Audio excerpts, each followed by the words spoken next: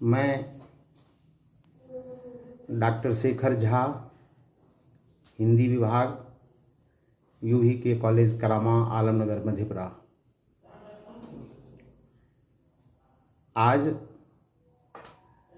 BA प्रथम वर्ष हिंदी प्रतिष्ठा का वर्ग है और इस वर्ग में हिंदी साहित्य के इतिहास का काल, विभाजन और उसके नामकरण पर हम विचार करेंगे। हिंदी साहित्य के इतिहास को इतिहासकारों ने 4 कालों में विभक्त किया है। डॉक्टर रामचंद्र शुक्ल, पंडित रामचंद्र शुक्ल कहते हैं कि हिंदी साहित्य के इतिहास का पहला काल वीरगाथा काल है, दूसरा भक्ति काल, तीसरा रीतिकाल और चौथा आधुनिक काल है। पहला काल, जिसे पंडित रामचंद्र शुक्ल ने वीरगाथा काल कहा, उसी काल को महावीर प्रसाद द्विवेदी आदिकाल कहते हैं, रामकुमार वर्मा चारणकाल कहते हैं और राहुल सांकृत्यायन सिद्ध सामंत काल कहते हैं। रामचंद्र शुक्ल का कहना है कि यह काल संवत 1050 से 1375 संवत का है और इस अवधि में जितनी भी रचनाएं हुई वह वीर रसात्मक हैं, वीर गाथात्मक हैं। राजा महाराजा के अधीनस्थ कवि राजा के ही गुणगान, राजा को प्रसन्न करने के लिए रचना किया करते थे, इसलिए जितनी भी रचनाएं हैं वो वीर रसात्मक हैं। इसलिए पंडित रामचंद्र शुक्ल का यह कहना कि 1050 से 1375 के बीच की जितनी भी रचनाएं हैं वो वीर रसात्मक हैं, इसलिए इस काल को वीरगाथा काल कहा जाए। हजारी प्रसाद द्विवेदी, महावीर प्रसाद द्विवेदी आदिकाल कहते हैं। हिंदी साहित्य का पहला काल है तो स्वतः आदिकाल कहा जा सकता है। रामकुमार वर्मा राज्याश्रित कवि राजा के गुणगान में रचना किया करते थे, इसलिए रामकुमार वर्मा ने उन कवियों को चारण कहा कि राजा के गुणगान में कविता लिखना और गाकर सुनाना यह चारणों का काम है। तो इस आधार पर रामकुमार वर्मा ने कहा कि यह काल चारण काल है। फिर राहुल सांकृत्यायन कहते हैं कि यह सिद्ध सामंत काल है। स्वतः समझा जा सकता है कि सिद्धों पराक्रमियों का यह काल रहा है, सामंतों का काल रहा है, तो राहुल सांकृत्यायन का अपना आधार है। अब प्रश्न यह उठ जाता है कि आदिकाल के कवि कौन हैं जिन्होंने वीर रसात्मक रचनाएं की। विशलदेव रासो, परमाल रासो, खुमान रासो, ये सब रचनाएं हुई। तो अब्दुल रहमान वीर रसात्मक रचनाएं की और प्रवृत्ति की दृष्टिकोण से विद्यापति भी कीर्तिलता और कीर्तिपताका लिखकर अपना नाम आदिकाल के कवियों में दर्ज करवा लिए। यद्यपि विद्यापति का काल भक्ति काल का, उनका जन्म भक्ति काल में हुआ है, लेकिन उनकी रचनाएं भी रसात्मक हैं, इसलिए हम कह देते हैं कि प्रवृत्ति की दृष्टिकोण से विद्यापति आदिकालीन कवि हैं। इसलिए स्नातक की संपादित पुस्तक जो कविता पुस्तक है, उसमें प्रथम कवि के रूप में हम विद्यापति का पारायण करते हैं। तो 1050 संवत से 1375 संवत तक का जो काल है वह आदिकाल है, वीरगाथा काल है, चारण काल है या सिद्ध सामंत काल है।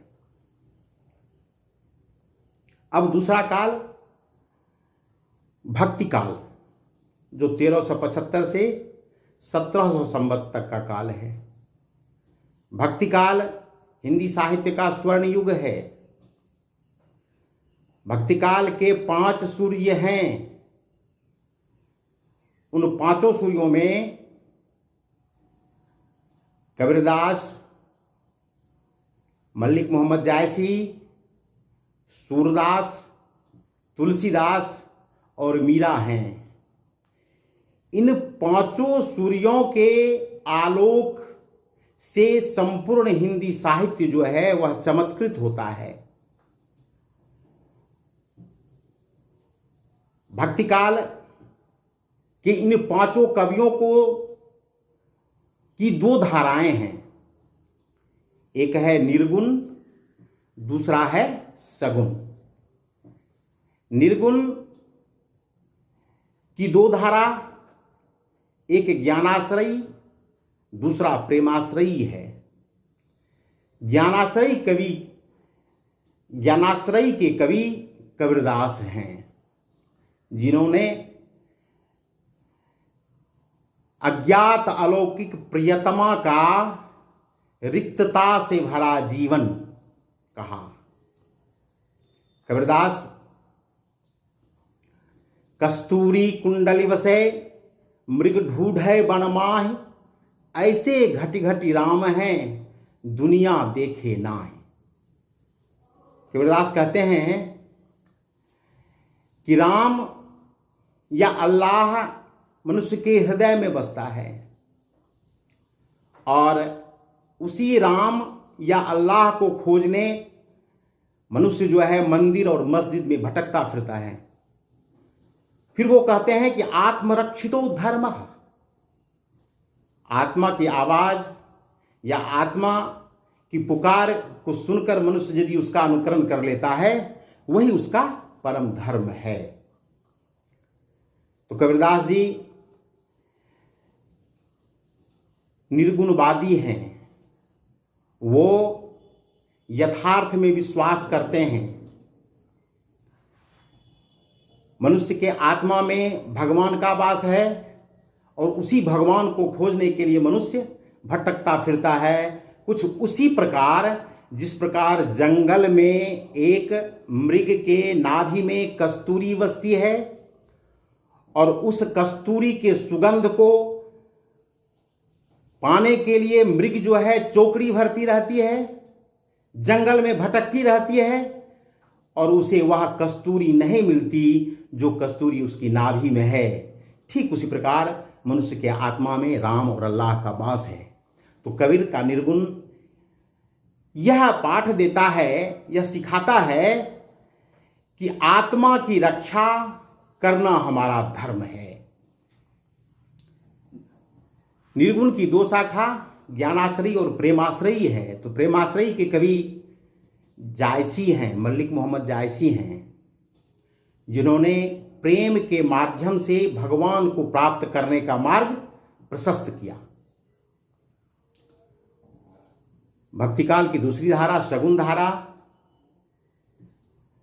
जिसके 2 कवि सूरदास और तुलसीदास हैं। सूरदास अपनी बंद आंखों से कृष्ण की लीलाओं का जितना सुंदर वर्णन किए हैं, वह अन्यत्र पढ़ने को नहीं मिलता है, सुनने को नहीं मिलता है। सूर का वात्सल्य वर्णन विश्व साहित्य का अनुपम कृति है। दूसरी धारा रामाश्रयी की है, जिसके कवि तुलसीदास हैं, जिन्होंने राम को अपना आराध्य बनाया और राम को पुरुषोत्तम बनाने के लिए उन्होंने रामचरितमानस की रचना की और राम को पुरुषोत्तम और सीता को जगतजननी सिद्ध किया। वस्तुतः रामचरितमानस के पारायण से हम पाठकों को पक्षपात नजर आता है। राम के त्याग से कम त्याग लक्ष्मण का नहीं था। लक्ष्मण भी 14 वर्ष तक वन में राम सीता के रक्षार्थ जगकर बिताए थे और उधर उर्मिला लक्ष्मण के वियोग में 14 वर्ष तक व्यतीत की थी। लेकिन इस सब का वर्णन रामचरितमानस में नहीं हुआ। फलतः राम पुरुषोत्तम हुए और सीता जगत जननी हैं। तो और मीरा स्वतंत्र रूप से कृष्ण के विरह के गीत गाई हैं। मेरे तो गिरधर गोपाल दूसरो ना कोई, जाके सिर मोर मुकुट मेरो पति सोई। मेरे तो गिरधर गोपाल दूसरो ना कोई। इस प्रकार भक्तिकाल हिंदी साहित्य का स्वर्ण युग है। इसका यह प्रमाण आज भी है कि भक्तिकाल की रचनाएं आज भी लोककंठ में गुंजायित हैं। कबीर के पद को, मीरा के पद को, तुलसी और सूर के पदों को लोग अभी भी गाते हैं, गुनगुनाते हैं। और आज भी हिंदी साहित्य में भक्तिकालीन इन 5 सूर्य जो हैं छाए हुए हैं। तो 1375 से 1700 की अवधि जो है वह भक्ति काल की है। 1700 से 1900 का काल जो तीसरा काल है, रीतिकाल, जिसे श्रृंगार काल भी कहा जाता है, तो भक्ति की अतिशय धारा पर श्रृंगार पनपता है। भक्ति की अतिशय धारा पर श्रृंगार पनपता है। जब भक्ति की प्रवाह चरम पर होती है तो श्रृंगार का वहीं जन्म होता है। श्रृंगारिक कवि के रूप में हम लोग घनानंद को, बिहारी को, रहीम को और रसखान को पढ़ते हैं। 1900 से आज तक का काल आधुनिक काल है। 1900 संवत से आज तक आधुनिक काल में हिंदी साहित्य के गद्य का विकास हुआ, जिसमें हम लोग उपन्यास, कहानी, नाटक, रेखाचित्र, रिपोर्टाज आदि पढ़ते हैं। 1916 में छायावाद का जन्म होता है। छायावाद के 4 स्तंभ हैं। 4 स्तंभ हैं। पहले हैं जयशंकर प्रसाद, दूसरे सूर्यकांत त्रिपाठी निराला, तीसरे हैं सुमित्रानंदन पंत और चौथे महादेवी वर्मा। छायावाद के 4 स्तंभ। भारतीय संस्कृति की दिशा में जयशंकर प्रसाद ने अपनी लेखनी दोहराई और उन्होंने कामायनी महाकाव्य की रचना की। हिमगिरी के उत्तुंग शिखर पर बैठ शिला के शीतल छाह, एक पुरुष भीगे नयनों से देख रहा था प्रलय प्रवाह। नीचे हिम था, ऊपर जल था और एक तरल था, एक सघन, एक तत्व की ही महानता, कहो उसे जर अथवा चेतन। तो भारतीय संस्कृति की दिशा में जयशंकर प्रसाद ने कामायनी महाकाव्य की रचना की और वीरों को आगे बढ़ने की भी प्रेरणा दी। उन्होंने स्कंदगुप्त नाटक की रचना की, जिसमें उन्होंने लिखा, अराति सैन्य सिंध में सुवार वाग्नि से जलो, प्रवीर हो जयी बनो, बढ़े चलो बढ़े चलो। असंख्य कीर्ति रश्मियां विकिरण दिव्य दाहसी, सपूत मातृभूमि के रुको न सूर साहसी। इस प्रकार हम देखते हैं कि छायावाद के स्तंभ के रूप में जयशंकर प्रसाद ने भारतीय संस्कृति और राष्ट्र के नाम अपनी रचनाओं को समर्पित की। विरह वेदना के अमर गायक महाप्राण निराला, जिन्होंने सरोज स्मृति की रचना की। सरोज उनकी एकमात्र बेटी, जिसके जन्म के साथ ही उसकी माता का देहांत हो जाता है और उसका लालन पालन निराला जैसे फक्कर कवियों पर था। बड़ी कठिनाई से उसका लालन पालन हुआ। सरोज के विवाह का प्रसंग आता है, हाथ पीले होते हैं और सुहाग रात में ही सरोज की मृत्यु हो जाती है। वेदना के अमर गायक महाप्राण निराला विकल हो जाता है और सरोज स्मृति की रचना वो कर डालते हैं। धन्य मैं पिता निरर्थक था, कुछ भी तेरे हित कर न सका, मुझ भाग्यहीन की तू संबल, युग वर्ष बाद जौ हुई विकल, कन्येगत कर्मों का तर्पण, कर करता मैं तेरा अर्पण। निराला इन शब्दों के साथ अपनी एकमात्र पुत्री को विदाई देते हैं। फिर निराला राष्ट्र की ओर बढ़ते हैं।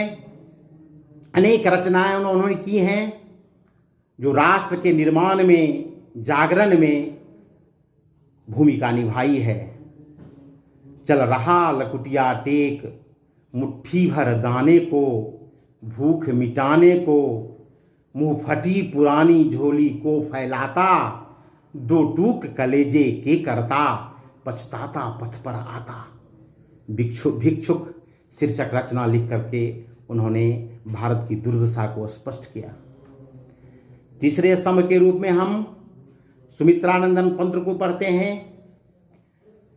सुमित्रानंदन पंत छाया के कवि हैं। छायावाद तो है ही, छायावाद के स्तंभ वो हैं ही, लेकिन उनकी रचना छाया के हैं। हरी भरी हरियाली, कवि की नायिका, वह अप्रतिम है। वह देखते हैं और उस धूप में हरियाली के नीचे बैठी उस नायिका का वर्णन वो कर डालते हैं।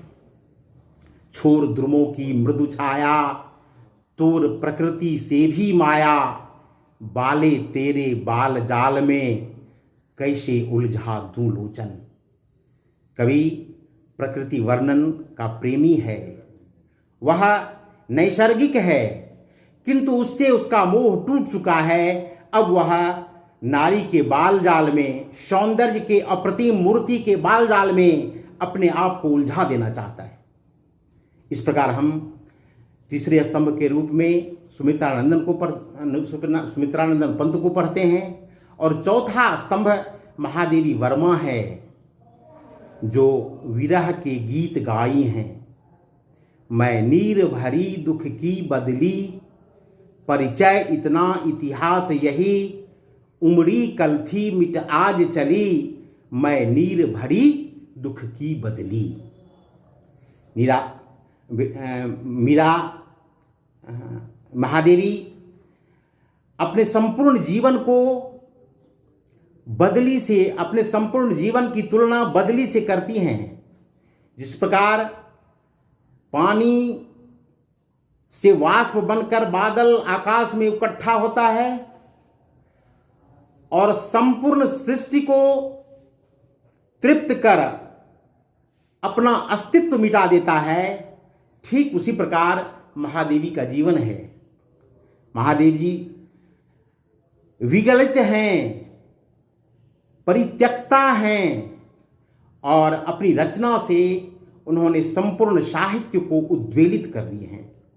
तो इस प्रकार हिंदी साहित्य के इतिहास को 4 कालों में विभक्त किया गया है और इन चारों कालों की अवधि भी निर्धारित कर दी गई है। जो सर्वमान्य है वह है आदिकाल 1050 संवत से 1375 तक, भक्तिकाल 1375 से 1700 संवत तक, रीतिकाल 1700 से 1900 संवत तक, आधुनिक काल 1900 संवत से आज तक। छायावाद के बाद प्रयोगवाद आया। प्रयोगवाद के कवि के रूप में हम अज्ञेय को पढ़ते हैं, धर्मवीर भारती को पढ़ते हैं,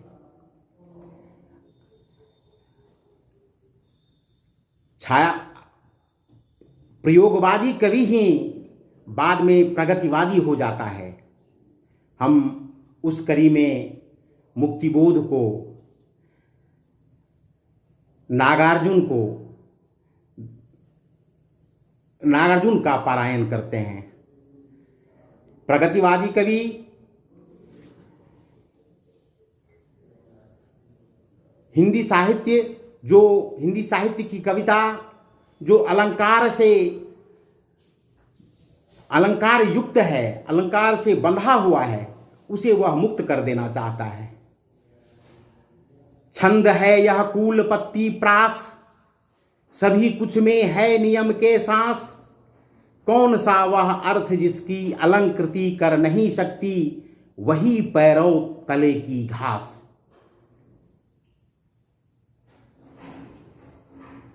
प्रगतिवादी कवि कहते हैं कि नियम सबके लिए है, कविता को छंदों से मुक्त होना अनिवार्य है। जब तक कविता छंद से, अलंकार से मुक्त नहीं होगी, तब तक लोकमानस में कविता का संचार नहीं हो सकेगा, लोग कविता रचना नहीं कर पाएंगे। इसलिए उन्होंने कहा था कि छंद है यह कूल पत्ती प्रास, सभी कुछ में है नियम के सांस, कौन सा है अर्थ जिसकी अलंकृति कर नहीं सकती, वही पैरों तले की घास। तो बस आज इतना ही। देखिए